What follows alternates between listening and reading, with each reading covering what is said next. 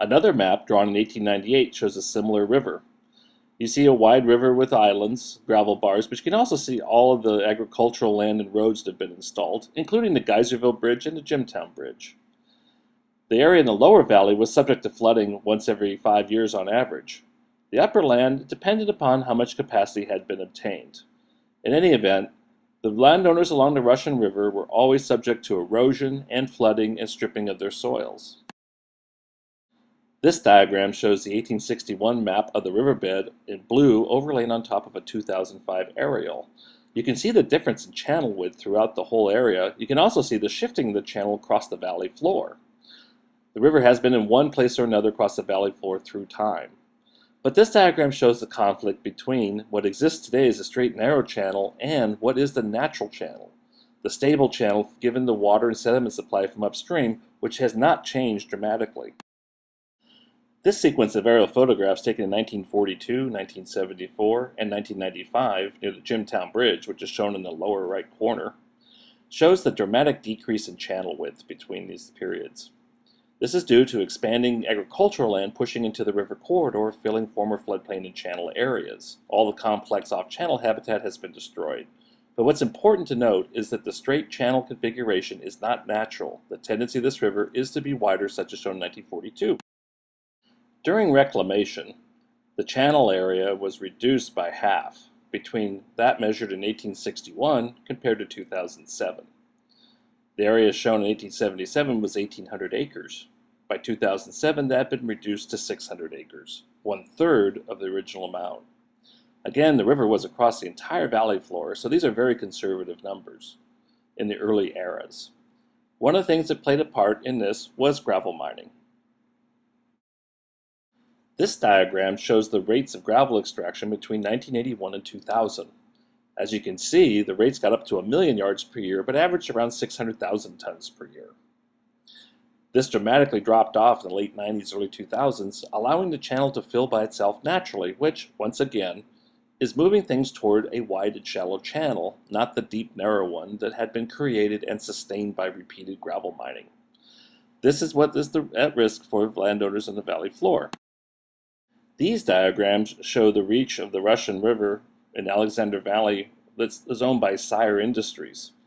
In 2007, these gravel bars, a lot of them were 14 to 17 feet above low water, whereas before they'd been skimmed 1 foot above low water. Over time, the channel's beginning to fill, and as these bars fill, the channel moves laterally, increases sinuosity, loses flood capacity, reduces flood protection for landowners, and reduces ability to move sediment, which causes more deposition. A summary of the data collected between 1994 and 2007 shows the net aggradation or channel filling with sediment of 2.89 million cubic yards.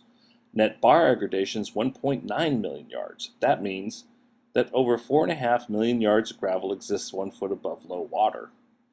Note also that 1 million cubic yards was taken through gravel extraction between 1994 and 97, and that has to be added to the amount.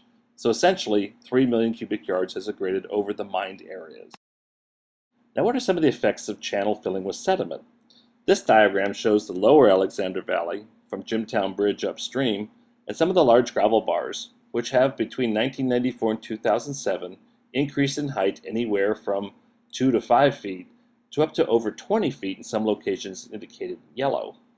This has implications for moving sediment and floodwater, but also, more dramatically, this could cause channel avulsion, a rapid change to the wide and shallow channel of the original form.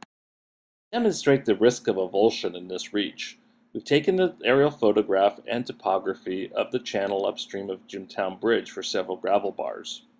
This area, the bars have come up anywhere between 15 and 20 feet, and vegetation density has increased as well.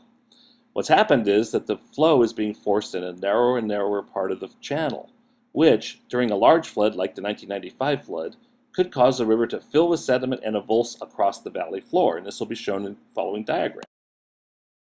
To demonstrate the risk of rapid channel change or channel avulsion from the deep narrow channel to the wide shallow original channel, we're looking at a diagram of 1877 of the lower Alexander Valley reach near the Jimtown Bridge. You can see the bridge, the West Side Road. You can also see the river channel with the tight lines and islands, once again inferring that there's more sediment than the river can move.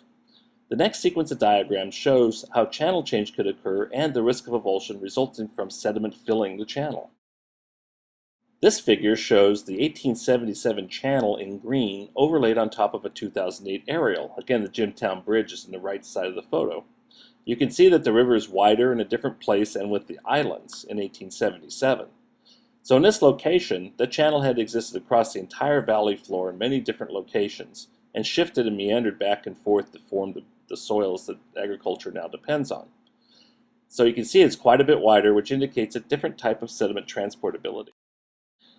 This shows the 2008 channel now with a narrow, deep channel, high gravel bars, and areas of dense vegetation growth. This reach has a very tight area for moving bedload of the coarse sediment during a large flood, and it also exists down in the backwater area because just downstream of the Jimtown Bridge is where the constriction of the end of the Alexander Valley occurs. This means that more sediment can come in than can leave this area, and this is the area of deposition. The gravel bars have increased substantially in an area, forming a bedload constriction at where the arrows are indicated.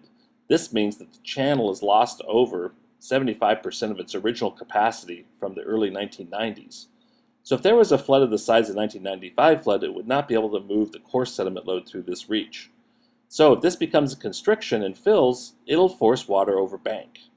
The next diagram shows what will happen in the case of a large flood occurring, such as the 1995 flood.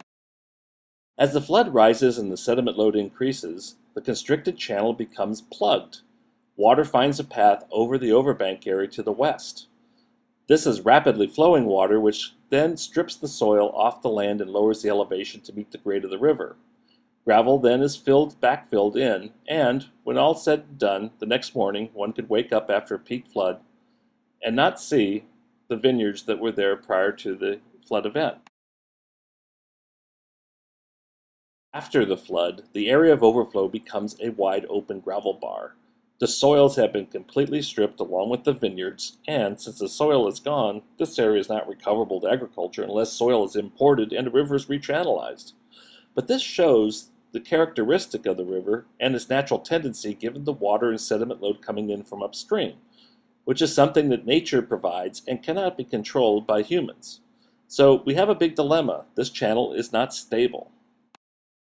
Another problem with channel filling with sediment is an increase in the bar height and the change from alternate bar and straight pattern to a meandering and high point bars. This has driven a lot of lateral erosion. This sequence shows the map of 1877 as the start near the Geyserville Bridge, which is shown on the right of the map. The tight lines are the riverbed, and again the islands are poking out, indicating an overabundance of sediment compared to the ability of the river to move the sediment supply. This diagram shows the 1877 flood in green overlaid on top of a 2008 aerial photograph.